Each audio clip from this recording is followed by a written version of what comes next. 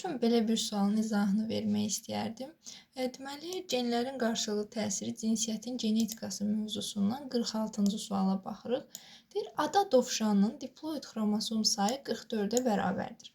Normal dişi ada dovşanının doğulması üçün spermatozoid və yumurta hüceyrə arasında mayalanma getməlidir. Yəni bunların xromosom yığımını istəyir. Baxırıq ki, deyir ki, diploidi 44-dür. Ona görə yəni 2n bərabər olsun 44-ə. Biraz eybəcər halında. N bərabərdir 22-yə.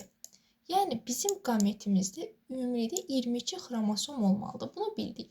Ondan sonra bilirik ki, burada deyir dişi ada dovşanı. Ada dovşanı məməli heyvandır. Dişilərində də homoqametliyi var. Yəni XX olmalıdır. Mən baxıram ki, A, B, C variantında Y verilib. Deməli, A, B, C variantlarına avtomatik çıxırıq ki, spermatozoidi Y verilib. Amma bizə 2X lazımdır. İndi baxırıq D bəndinə. Mən bildim ki, N-imiz 22-yə bərabərdir.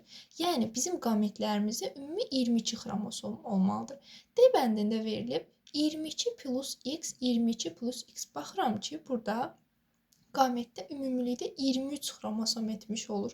23-ü 23 ilə toplayanda nə qədər eləyir? 46.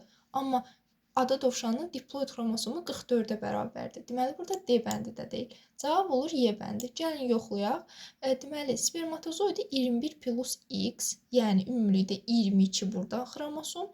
Yumurta hüceyrəsi də 21 plus X, yəni ümumilikdə burada da 22 xromosom. Qametləri toplayanda zigotumuz 2n bərabərdir 44-ə bərabər olacaq. Ona görə də düzgün cavab variantı Y bəndidir.